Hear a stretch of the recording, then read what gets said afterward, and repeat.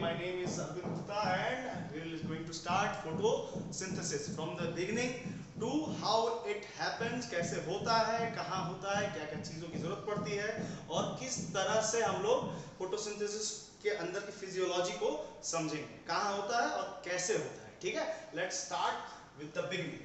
तो photosynthesis is the process by which green plants prepare their own food by using raw materials such as carbon dioxide, water, sunlight and the help of chlorophyll. ठीक है, photosynthesis एक ऐसा process है जिससे वो light की मदद से अपना खाना सिंथेसाइज करते हैं। Let me define first. Photo means light and synthesis मतलब होता है टू जनरेट। ठीक है, ठीक है, जनरेट मतलब लाइट से बनाया जाने वाला। तो what we are making in photosynthesis, हम लोग फोटोसिंथेसिस में क्या बना रहे हैं? हम लोग खाना ही बना रहे हैं। तो we are making actually food. What we are making? Food. ठीक है, तो photosynthesis means light of in which, अगर हम कैसे कहें, this is a process, it is a biological process by which green plants prepare their own food. What is that food? It is called glucose, C6H12O6, in the form of starch. ठीक है, sometimes starch is what it glucose के chain को हम लोग starch कहते हैं। ठीक है, अगर हम ग्लूकोज ले लें और एक के बाद एक ग्लूकोज जोड़ते जाएं तो it become a starch. It's simple. ठीक है, glucose is a unit of starch. ठीक है, इसमें समटाइम्स फ्रुक्टोज भी जुड़ जाते हैं। फ्रुक्टोज कैसे बनेगा? फ्रुक्टोज अगर जुड़ जाता है ग्लूकोज के साथ तो इट बिकम सुक्रोज। ठीक है, तो ये सब हम लोग डिस्कस करेंगे इन डाइजेशन। इन डाइजेशन में हम लोग डिस्कस करेंगे किससे माल्टोज बनता है, किससे लैक्टोज बनता है। ठीक है, तो अभी आपको दिमाग में रखना है कि photosynthesis what? Photosynthesis is the process by which by which green plant prepare their own food। ठीक है, तो अब इसके लिए ये तो समझ में आ गया होगा कि प्राइमरी प्रोड्यूसर जो इकोलॉजिकल स्टेटस मिला है, इकोलॉजिकल स्टेटस टू प्लांट्स को इकोलॉजिकल स्टेटस क्या मिला है? प्रोड्यूसर है वो हमारे इकोलॉजी में। इनको जो हमारी इकोलॉजी मींस इको मींस हमारा सिस्टम, हम लोग का पूरा सिस्टम में इकोलॉजिकल स्टेटस इनको मिला है प्रोड्यूसर का। ठीक है, तो they produce food and we are heterotroph. As we are heterotroph we are dependent on food for them, on them. ठीक है, हम लोग उन पे डिपेंडेंट करते हैं फूड के लिए। तो फोटोसिंथेसिस के पहले रॉ मटेरियल समझेंगे। What are the raw materials? आप बचपन से रिएक्शन देख रहे हैं कि carbon dioxide plus water in the presence of sunlight, chlorophyll on the presence of sunlight, carbon dioxide, water on the sunlight on the presence of chlorophyll gives H2O6 plus O2। ठीक है, तो 8th class से आप ये reaction पढ़ते आ रहे हो। Carbon dioxide, water मिल गया सनलाइट के प्रेजेंस में, क्लोरोफिल में, लेकिन यहाँ एक्चुअल में हो क्या रहा है ये कोई नहीं समझा। तो एक्चुअल में आप 10th में समझोगे और इसको और डिटेल में आप 11th में पढ़ोगे। तो मैं आपको अभी इसको एक्चुअल में बताऊंगा। हम लोग कर क्या रहे हैं? We are making a compound. हम लोग जैसे मोतीचूर का लड्डू बनाते हैं छोटे छोटे मोती वाले वो जिसको जोड़ के, उसी तरह हम बहुत सारे कार्बन डाइऑक्साइड, 6 कार्बन डाइऑक्साइड लेंगे, वाटर मॉलिक्यूल लेंगे, इनको जोड़ेंगे ताकि कार्बन कार्बन के बीच जो बॉन्ड हो उसमें हमारी सन की एनर्जी ट्रैप कर जाए और उसे हम एज ए बिगर मॉलिक्यूल एक जगह से दूसरी जगह ले जा सके। ठीक है, बात समझ में आई? अगर आपको नहीं समझ में आई तो फिर से समझा दूं। कार्बन डाइऑक्साइड और वाटर को in the presence of sunlight means हम लोग सन की एनर्जी को ट्रैप कर रहे हैं कार्बन कार्बन बॉन्ड के बीच में। ठीक है, we are just trapping the energy of sunlight by making it a bigger molecule. ठीक है, हम क्या कर रहे हैं? बड़े मॉलिक्यूल में। इसको हम और बढ़िया से समझेंगे, डोंट वरी। जब प्रोसेसेस फिजियोलॉजी समझोगे तब आपका आंख ऐसे हो जाएगा, वाह क्या बात है, ऐसे नेचर करता है। You will understand, don't worry about it. ठीक है, तो इस रिएक्शन में बस हम सोचेंगे फोटोसिंथेसिस में सर यही रिएक्शन है, नहीं, ऐसे नहीं होता photosynthesis. It is called all over reaction. इसको क्या कहते हैं? ओवरऑल, सॉरी, ओवरऑल इक्वेशन कहते हैं इसे। ये फोटोसिंथेसिस का ओवरऑल इक्वेशन। लेकिन फोटोसिंथेसिस में खाली ओवरऑल रिएक्शन को डिफाइन फोटोसिंथेसिस, इतना लिख दोगे तो नहीं चलेगा। हाँ अगर वो 1 मार्क्स का है तो चल जाएगा, लेकिन अगर पूरा फिजियोलॉजी पूछ दे 5 मार्क्स तो क्या लिखोगे। अब हम लोग ये समझेंगे कैसे लिखेंगे, ठीक है। तो फोटोसिंथेसिस में सबसे पहले हम लोग रॉ मटेरियल पढ़ेंगे, उसके बाद हम पढ़ेंगे रॉ मटेरियल्स। पहला तो कार्बन डाइऑक्साइड, ठीक है। कार्बन डाइऑक्साइड जो है वो एटमॉस्फेयर में आपका ये 0.03% एटमॉस्फेयर में है, और ये एटमॉस्फेयर में जो कार्बन डाइऑक्साइड है ये एंटर करता है स्टोमाटा के थ्रू। स्टोमाटा जो है ये चलता है एक टर्जर ऑपरेटेड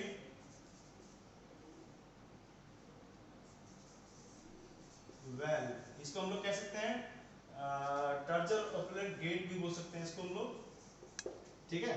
ये स्टोमाटा होता क्या है, it is a guard like, it is a sorry kidney like या बीन लाइक शेप, जिसे हम लोग गार्ड सेल्स कहते हैं, ठीक है। अगल बगल में यहाँ पे इनके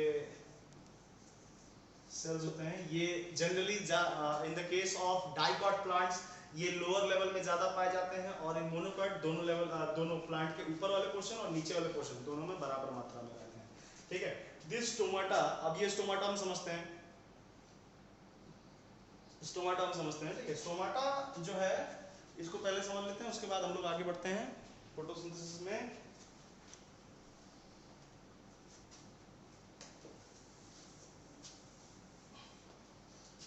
स्टोमाटा जो है, अच्छा एक बोर्ड में क्वेश्चन आया था इन 2012 कि ऐसे करके बहुत सारे स्टोमाटा बना दिए गए थे, एक में ऐसे से बुलबुले छोड़ दिए गए थे, और पूछा गया था इनमें से कौन सा स्टोमाटा का सही डायग्राम है, ठीक है। तो याद रखिएगा स्टोमाटा में जो गार्ड सेल्स होते हैं उनमें क्लोरोप्लास्ट होते हैं, इसलिए वो जब भी माइक्रोस्कोप में अंडर माइक्रोस्कोप हम उसको ऑब्जर्व करेंगे तो हमें उसके अंदर ऐसे ड्रॉपलेट दिखाई देंगे ग्रीन, ठीक है।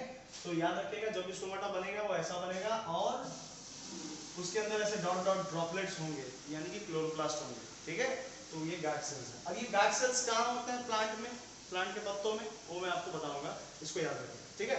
याद रखिएगा स्टोमाटा जो है वो ओपनिंग और क्लोजिंग स्टोमाटा भी पूछते हैं कभी कभी।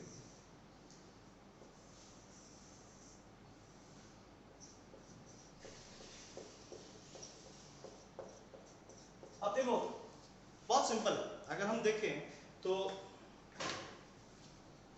ये गार्ड सेल्स है, ठीक है। ये गार्ड सेल्स जब ऐसे रहते हैं तो ओपनिंग रहता है, इसके अंदर से कार्बन डाइऑक्साइड जा सकते हैं, ऑक्सीजन बाहर निकल सकता है, ठीक है। लेकिन जब ये ऐसे रहते हैं तो ये ओपनिंग बंद रहती है। तो टेक्निकली आप देख सकते हैं ये क्या है, ओपन है, और ये क्लोज। तो ये ओपन और क्लोज कैसे होता है ये समझना जरूरी है। तो यहाँ पे आता है टर्जिक प्रेशर, क्लास 9th में टर्जर प्रेशर या टर्जर स्टेट भी हम बोल सकते हैं, आप ज्यादा टफ हो जाएगा आपके लिए। क्लास 9th में आप लोग पढ़े थे ऑस्मोसिस, एक्सोस्मोसिस और एंडोस्मोसिस पढ़े थे आप लोग। तो ऑस्मोसिस में क्या होता है, जब ये सेल में पानी इनफ्लो होता है, मींस वाटर जो सब्सिडरी सेल्स होते हैं, सब्सिडरी सेल्स मतलब इसके अगल बगल के जो सब जो इसके एडजेसेंट सेल्स होते हैं, इस सेल से जब वाटर का फ्लो होता है इसके अंदर तो एकदम फुल जाते हैं, और फुल के अपने एक्चुअल कर्व शेप में आ जाते हैं। मतलब जब जैसे वो जो बेलून होते हैं जिनको हम फुलाते हैं तो उनमें कर्व आ जाता है बेलून, जैसे वो दिल वाले बेलून और वैसे वाले बेलून होते हैं, उनमें जब अच्छे से हवा फैला देते हैं तो वो कैसे फुल जाते हैं। तो जब इनमें एंडोऑस्मोसिस होता है, एंडोऑस्मोसिस होता है तब ये ओपन होते हैं, ठीक है। जब एडजेसेंट सेल से वाटर का फ्लो टू गार्ड सेल्स होते हैं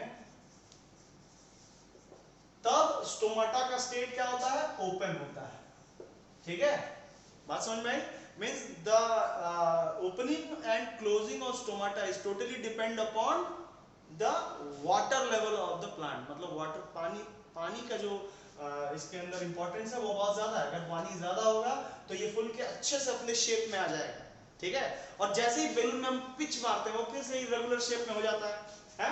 तो जैसे ही जब जब कार्बन डाइऑक्साइड इसके अंदर चला गया और बहुत ज्यादा ऑक्सीजन जो इसके अंदर बना हुआ था वो बाहर आ गया, तो वो क्या होगा, इसके अंदर से वाटर जो है वापस एडजेसेंट सेल में चलने लगेगा, तो इसे हम लोग कहते हैं एक्सोस्मोसिस।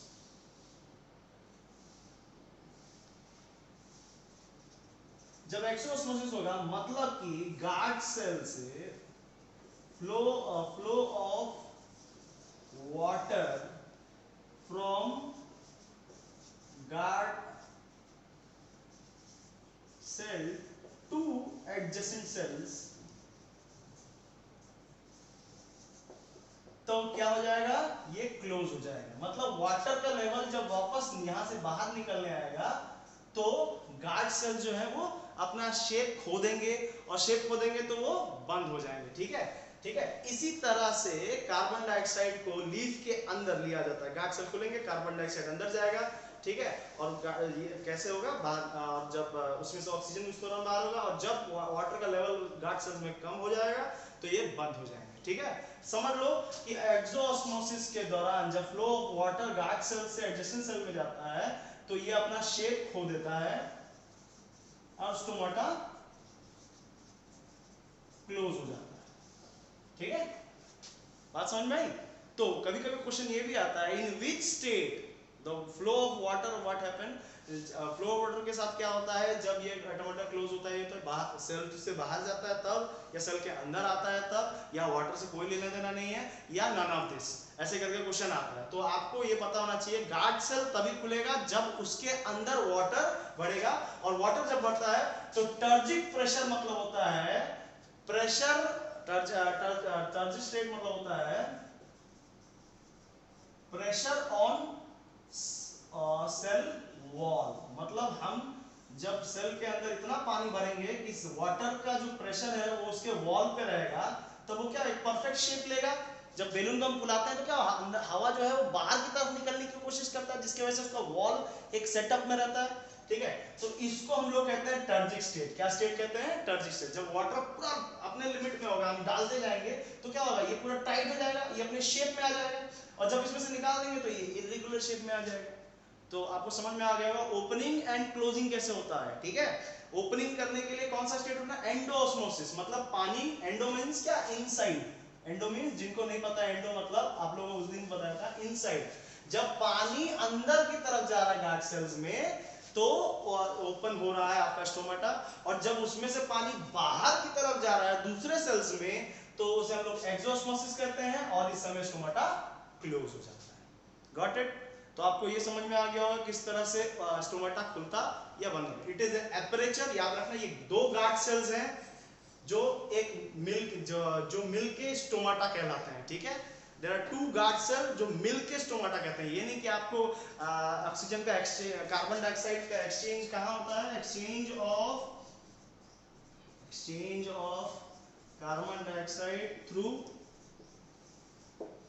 स्टोमाटा। ठीक है, अब देखो बेटा एक और चीज याद रखिएगा कि कार्बन डाइऑक्साइड की इंटेंसिटी पे भी असर पड़ता है। ठीक है, इंटेंसिटी पे भी असर पड़ता है कि कितना कौन सा साइकिल चला है। कार्बन डाइऑक्साइड के इंटेंसिटी पे डिपेंड करता है कि whether it is a C4 plant और C3 प्लांट और कैंप साइकिल, कौन सा साइकिल इसमें चल रहा है। ठीक है, then this all we will explain after the process, when we explain the process of photosynthesis। उसके बाद मैं इनके डिफरेंस बताऊंगा कि C3 C4 कैंप साइकिल क्या होता है। ठीक है, तो ये समझ में आ गया स्टोमाटा कैसे होता है।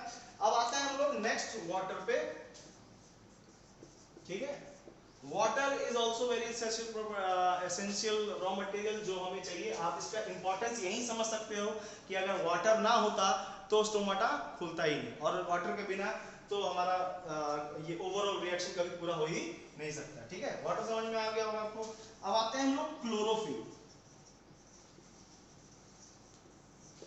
क्लोरोफिल आप जो ग्रीन पिगमेंट देख रहे हैं, अगर आप इमेजिन करें कि ये पूरा क्लासरूम जो है एक पत्ता है, तो जो क्लोरोप्लास्ट होते हैं खाली उसी में क्लोरोफिल भरे रहते हैं, बाकी सब ट्रांसपेरेंट रहते हैं। लेकिन इतने ज्यादा क्लोरोप्लास्ट होते हैं कि हमें पूरा का पूरा पत्ता ही ग्रीन दिखाई देता है। ठीक है, तो generally chlorophyll A chlorophyll B, जो आप ग्रीन, डार्क ग्रीन या ग्रीनिश का जो पत्ते देखते हैं उनमें क्लोरोफिल ए और क्लोरोफिल बी होता है। ठीक है, chlorophyll A is a primary electron acceptor, आप इसको छोड़िए, प्राइमरी लाइट ट्रैप करने वाला पिगमेंट होता है। दिस इज अ पिगमेंट, ये एक पिगमेंट है जो कैसा दिखता है आपको, लाइट ग्रीन से डार्क ग्रीन, लाइट ग्रीन से to dark green, dark green, ठीक है। तो क्लोरोफिल कैसे कैसे होते हैं, क्लोरोफिल ए, क्लोरोफिल बी, ठीक है। क्लोरोफिल सी, डी और ई हायर ऑर्गेनिजम्स में नहीं पाए जाते हैं, वो एकदम ये क्लोरोफिशियंस एल्गीज या नीचे लोअर लेवल में, लोअर लेवल के जो जितने भी जीव जंतु हैं उनमें पाए जाते हैं, ठीक है। तो क्लोरोफिल ए और क्लोरोफिल बी जो है वो जनरली हायर लेवल में पाए जाते हैं, ठीक है, हायर लेवल में। हेलो, हाँ, हायर लेवल में पाए जाते हैं। इसके अलावा भी आपने देखा होगा कुछ कुछ पत्ते जो हैं वो येलो रंग के होते हैं, कुछ रेड रंग के होते हैं। तो आपको ये बता दूं, तो कार्टनाइड ये जो पिगमेंट है, ये पिगमेंट येलो रंग का होता है, येलो। आपने देखा होगा फूल के ऊपर जो पोलन ग्रेन होते हैं वो जनरली पीले रंग के होते हैं, वो इसी वजह से होते हैं क्योंकि उनके पास कार्टनाइड होते हैं, वो येलो रंग के होते हैं। आपने एक और पिगमेंट सुना होगा, ज़ेंथो। नेक्स्ट पिगमेंट इज जो चौथा पिगमेंट है आपने सुना होगा ज़ेंथोफिल। ये जनरली लाल और ऑरेंज कलर के जो पत्ते आप देखते हैं ये उनमें होते हैं, ज़ेंथोफिल। और आपको एक इंटरेस्टिंग बात बता देता हूँ, ज़ेंथोफिल और कार्टनाइड जो होते हैं वो सेकेंडरी पिगमेंट्स कहलाते हैं, ठीक है, या एक्सेसरी पिगमेंट्स कहलाते हैं। जो मेन पिगमेंट है वो ये है क्लोरोफिल ए, जिसका काम होता है सनलाइट को ट्रैप करना और उसकी एनर्जी को कन्वर्ट करना फूड प्रोसेस में, ठीक है। तो जनरली जो प्राइमरी पिगमेंट होता है हम लोग क्लोरोफिल ए को ही बोलते हैं। प्राइमरी पिगमेंट कौन है, क्लोरोफिल ए, ठीक है। हेलो, क्लोरोफिल ए, ठीक है। अब ये तो क्लोरोफिल ए समझ में आ गया होगा आपको। क्लोरोफिल बी सिर्फ एक चौथाई काम करता है इसमें, और बाकी कार्टिनॉइड और ज़ेंथोफिल जो हैं ये दोनों ही जो एनर्जीज को क्लोरोफिल ए तक पहुंचाती हैं, ठीक है। इसलिए इन्हें एक्सेसरी पिगमेंट्स कहा जाता है। एक्सेसरी मतलब मदद करने वाली पिगमेंट्स, ठीक है, एक्सेसरी पिगमेंट्स कहते हैं, ठीक है। समझ में आया होगा आपको, ठीक है। वाटर समझ में आया, क्लोरोफिल समझ में आया, कार्बन डाइऑक्साइड की इंटेंसिटी भी समझ में आई, बचा क्या, सनलाइट, ठीक।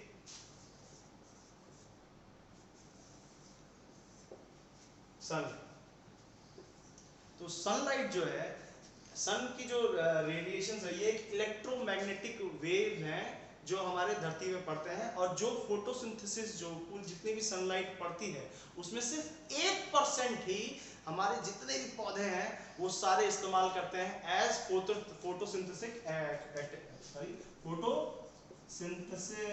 सिंथेटिक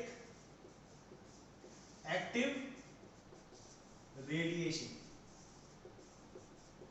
जिसे हम लोग शॉर्ट में PAR पार कहते हैं, ठीक है।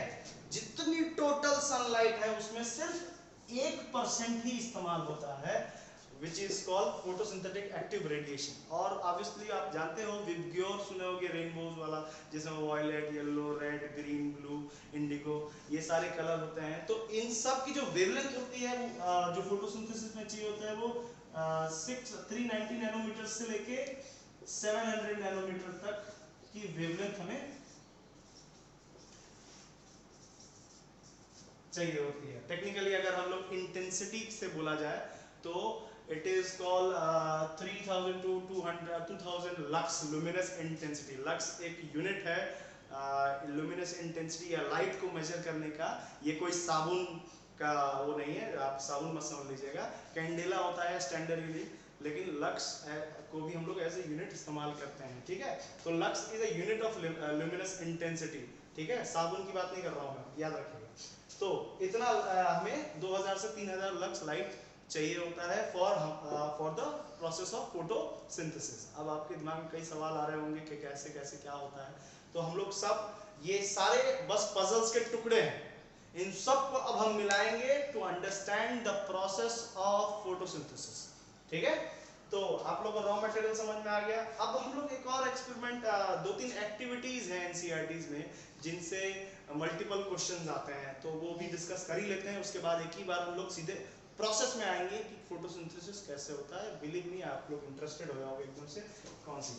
ठीक है, आपको अगर इसमें कुछ डाउट होता है तो अभी हम लोग डिस्कस करेंगे उसके बारे में। तो let me give you an activity first. कुछ एक्टिविटीज हैं जिनसे क्वेश्चंस आते हैं। जैसे एक्टिविटी फर्स्ट ये है कि फोटोसिंथेसिस में लाइट की क्या इंपॉर्टेंस है। ठीक है, तो ऑब्वियसली लाइट को नापने के लिए हम लोग करते क्या है कि पहले तो पौधे को इस्तेमाल करते हैं हम लोग, एंड टू डेमोस्ट्रेट एक एक्टिविटी है to demonstrate the necessity of light in plants. ठीक है, ये रॉ मटेरियल कैसे पता चले, भाई साइंटिस्ट को भी तो पता चले होंगे कि ये रॉ मटेरियल्स आर इम्पोर्टेंट, तो how they understand raw material. तो हम क्या करते हैं एक्टिविटी फर्स्ट में, पौधे को लेते हैं, अंधेरे में रखते हैं उसे कुछ दिन तक, ठीक, और फिर जब उसको बाहर निकालते हैं तो उनमें पैचेस आ जाते हैं, आप देख सकते हो उनमें।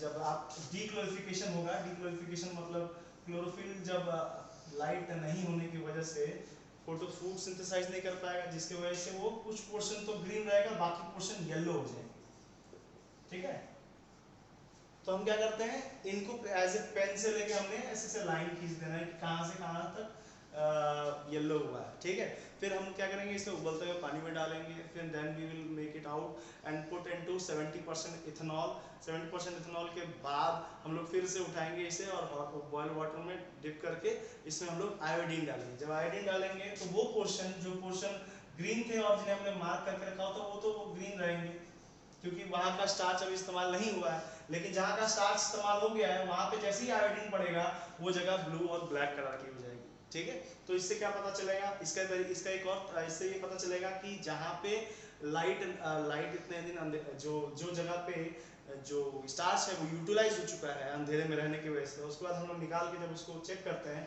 तो उन जगहों पे लाइट नहीं पड़ने की वजह से, क्योंकि वहाँ का तो स्टार्च इस तरह यूटिलाइज हो चुका है, तो जब वहाँ हम आयोडीन डालेंगे तो वहाँ कोई भी फूड आपको नहीं मिलेगा। ठीक है, तो इसमें एक और क्वेश्चन आता है आपका कार्बन डाइऑक्साइड के डेमोन्स्ट्रेशन से कि whether carbon dioxide is important और नॉट। तो हम इसका बहुत सिंपल एक काम कर सकते हैं, हम लोग दो पेड़ ले सकते हैं एक्टिविटी 2। इसमें हम लोग का पत्ता लेंगे, हालांकि ये सब डेमोन्स्ट्रेट करने के लिए हमें लैब्स में आने की जरूरत पड़ती है, लेकिन अब ऑनलाइन ही देखा जाए इसको तो ये वाला सिस्टम ऐसा हो। तो इसमें करना कुछ नहीं है, हम लोग कार्बन डाइऑक्साइड फिक्सेशन करने के लिए एक पोटेशियम हाइड्रोक्साइड नाम का पैलेट्स मिलते हैं, मतलब टैबलेट जैसे होते हैं। ठीक है, हम क्या करेंगे, एक पौधा लेंगे, बहुत सिंपल, एक पौधे में जो पत्ते हैं उनमें से एक पौधे को प्लास्टिक में ऐसे बांध देंगे और उसके अंदर ये KOH के पैलेट्स रख देंगे। ठीक है, KOH के पैलेट रख देंगे और बाकी को ऐसे जीने देंगे, क्योंकि हमें बाकी भी चेक करना है कि बाकी की फोटोसिंथेसिस हो रहा है कि नहीं। आफ्टर फ्यू डेज हम लोग इसको तोड़ेंगे, same process, water boil water में रखेंगे, फिर वहां से 70% इथेनॉल में, ताकि सारा क्लोरोफिल बाहर हो जाए और वो लीफ पूरी तरह से व्हाइट हो जाएगा। एंड देन इन दोनों ही पत्तों को पेट्री प्लेट में रख के हम इसमें आयोडीन के ड्रॉप्स गिरवाएंगे। ठीक है, जब आयोडीन के ड्रॉप्स गिराएंगे तो जिस पत्ते में KOH रखा था, KOH जो है वो कार्बन डाइऑक्साइड को फिक्स कर लेता है अपने में, तो वो जो कार्बन डाइऑक्साइड इस बैलून के अंदर या प्लास्टिक के अंदर है वो इधर यूटिलाइज नहीं हो पाएगा, जबकि यहाँ तो एटमॉस्फेयर से डायरेक्ट कार्बन डाइऑक्साइड मिल रहा है और यहाँ पे इस्तेमाल नहीं होगा, जिसकी वजह से क्या होगा, ये पत्ता इस पत्ते में फूड प्रोसेस नहीं हो पाएंगे, और फूड प्रोसेस नहीं हो पाएंगे तो हमें समझ में आ जाएगा कि carbon dioxide is also a important raw material. ठीक है, गॉट, ये चीज दोनों ही अच्छे से NCERT बुक में भी लिखा हुआ है, आप आराम से इसको पढ़ सकते हैं। ठीक है, तो ये एक्टिविटी। अब इसके क्वेश्चन कैसे आते हैं, which of this component are not used for in the experiment of demonstration. तो इसमें लिखा रहेगा सोडियम बाइकार्बोनेट, कार्बन ये KOH लिखा रहेगा, फिर और भी लिखा रहेगा, ऐसे करके हम लोग फर्दर देखते रहेंगे। तो ऐसे क्वेश्चंस आते हैं जिनमें ये पूछा जाता है कि कार्बन डाइऑक्साइड की नेसेसिटी में कौन सा कंपाउंड इस्तेमाल किया गया था, तो KOH इस्तेमाल किया गया था। ठीक है, कौन सा अगर मतलब जैसे लाइट की इंटेंसिटी नापनी थी तो क्या किया गया था, तो हम लोग ने बहुत देर तक उसे डार्क में रखा गया था, उधर आयोडीन इस्तेमाल हुआ था, तो आयोडीन इसमें भी इस्तेमाल होगा, आयोडीन इसमें भी इस्तेमाल होगा। ये दो एक्टिविटीज हैं जिनमें ये चीज इस्तेमाल होगी। ठीक है, अब हम लोग बात करते हैं एक्टिविटीज की तो बात हो गई, ठीक है, क्योंकि एक्टिविटीज तो और भी बहुत सारी हैं, उसमें सब डिस्कस करेंगे तो पूरी वीडियो निकल जाएगी। तो ये हो गया क्लोरोफिल, आप ये समझ गए होंगे, प्रोसेस समझ गए होंगे। अब हम लोग मेन प्रोसेस में आते हैं जो कि फोटोसिंथेसिस है, लेकिन उससे पहले एनाटॉमी समझना बहुत ज्यादा जरूरी है, ठीक है। एक लीफ को अगर हम ऐसे काट दें तो उसके जो अंदर के जो मतलब अगर हम एक लीफ को ऐसे काट देते हैं तो हमें जो अंदर वाला हिस्सा दिखेगा, because we have to know where photosynthesis occurs, photosynthesis कहाँ होता है। तो अगर हम लीफ को ऐसे काट दें तो हम लीफ की एनाटॉमी देखेंगे। सबसे ऊपर की लेयर जिसे हम लोग क्यूटिकल लेयर कहते हैं, ठीक है, क्यूटिकल लेयर कहते हैं, जो एक वैक्सी लेयर है जिसकी वजह से पानी इसके अंदर नहीं जा सकता, यानी कि पानी नहीं जा सकता, हवा नहीं जा सकती, कुछ भी नहीं जा सकता। मतलब पत्ते के ऊपर के लेयर से हम, पत्ते के जो ऊपर क्यूटिकल लेयर है वो एक मोटी मोम सी लेयर होती है जिसके अंदर कोई भी चीज नहीं जा सकती, ठीक है। तो डेफिनेट है कि कार्बन डाइऑक्साइड भी नहीं जा पाएगा, इसीलिए ओपनिंग बनाया गया है स्टोमाटा, जिससे पत्तों के अंदर कार्बन डाइऑक्साइड जा सके, ठीक है। तो ये एक होगी लेयर। इसके नीचे का लेयर जो है उसे हम लोग एपिडर्मिस कहते हैं। इसके नीचे एक लेयर होती है जिसको हम लोग एपिडर्मिस कहते हैं।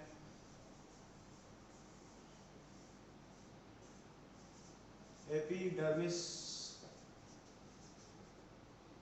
यहाँ पर एपिडर्मिस, ठीक है। इसके नीचे ऐसे सेल्स होते हैं जो लंबे लंबे होते हैं, जिन्हें हम लोग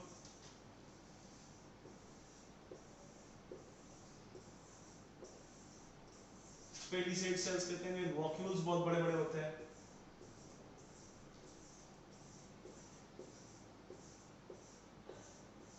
और इनके अंदर ऐसे ऐसे क्लोरोप्लास्ट होते हैं। क्या होते हैं?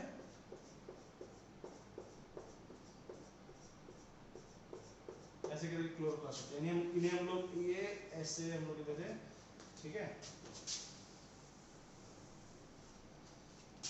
इन्हें हम लोग ये जो लंबे लंबे सेल से पेडिसेड सेल्स कहते हैं। इनके अंदर ऐसे गोल गोल राउंड राउंड शेप होते हैं। आपको ये बना इसलिए रहा हूं ताकि आपको ये समझ में आ जाए कि आखिर कार्बन डाइऑक्साइड एक्सचेंज होकर जाता कहां है, ठीक है।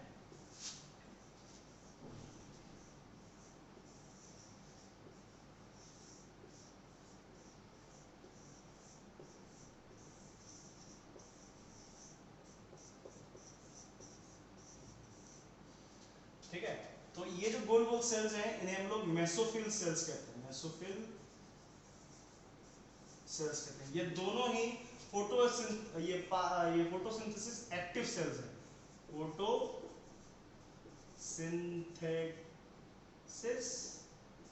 एक्टिव सेल्स, मतलब यहाँ फोटोसिंथेसिस बहुत ज्यादा मात्रा में होता है। इन सब में क्लोरोप्लास्ट पाया जाता है। क्या पाया जाता है? क्लोरोप्लास्ट। कहीं कहीं बुक में ये स्पॉन्जी लिखा होगा तो आप घबराइएगा मत। ये स्पंजी जैसे होते हैं, इनमें बहुत सारा स्पेस होता है, ठीक है। और स्पेस होता है इस वजह से, ठीक है। अब देखो बेटा, मैंने जब बनाया है इसमें तो स्पॉन्जी स्पेस में बीच बीच में खाली जगह बनाई हुई। इन्हें हम लोग एयर सेक कहते हैं। एयर सेक कहते हैं। या फिर ये जो मेसोफिल सेल्स स्पॉन्जी इसलिए होते हैं क्योंकि इनके बीच बीच में हवा जैसे कैविटीज होते हैं जिसमें हवा भर सके, ठीक है। अब हवा कहां से भर सके? अब आप जानते हैं फोटोसिंथेसिस के दौरान कार्बन डाइऑक्साइड यूटिलाइज हो रहा है। इन सब में क्लोरोप्लास्ट है, तो कार्बन डाइऑक्साइड जो है उसकी कंसंट्रेशन यहाँ की कंसंट्रेशन में क्या होगी? कम होगी, क्योंकि all the carbon dioxide is utilised in spongy cells और mesophyll sales.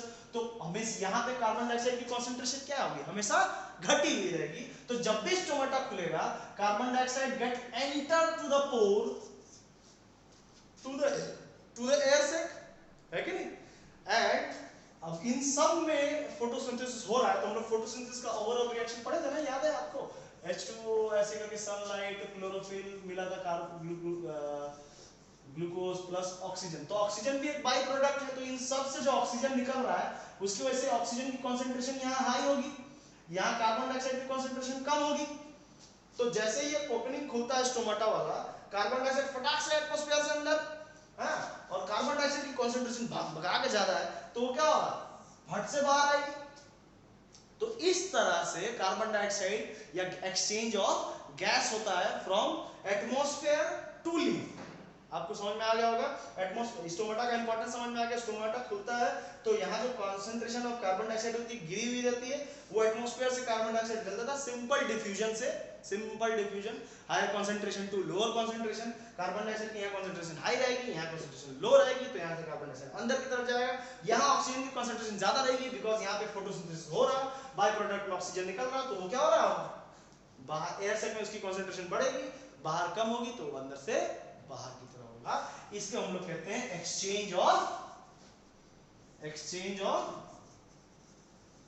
Gases in plant. ठीक है, तो ये समझ में आ गया होगा, है कि नहीं? तो ये हो गया लीफ एनाटॉमी। नेक्स्ट क्लास में हम लोग डिस्कस करेंगे क्लोरोफिल के अंदर किस तरह से वो ट्रैप होता है, क्लोरोप्लास्ट ट्रैप होता है, क्लोरोप्लास्ट किस तरह से काम करता है, उसके अंदर कैसे कैसे फोटोसिंथेसिस होता है, हम लोग नेक्स्ट क्लास में डिस्कस करेंगे। ठीक है, अभी फिलहाल के लिए ये आप यहाँ तक रिवीजन कीजिए, एक्टिविटीज को देखिए, एनसीईआरटीज में एक्टिविटीज भी दिए होंगे, you can follow a side book also, कोई भी साइड बुक इस्तेमाल कीजिए, उन सब में एक्टिविटी बहुत साफ साफ लिखा हुआ है, उसको समझिए एंड नेक्स्ट क्लास में आप डाउट लेके आएंगे। ठीक है, थैंक यू।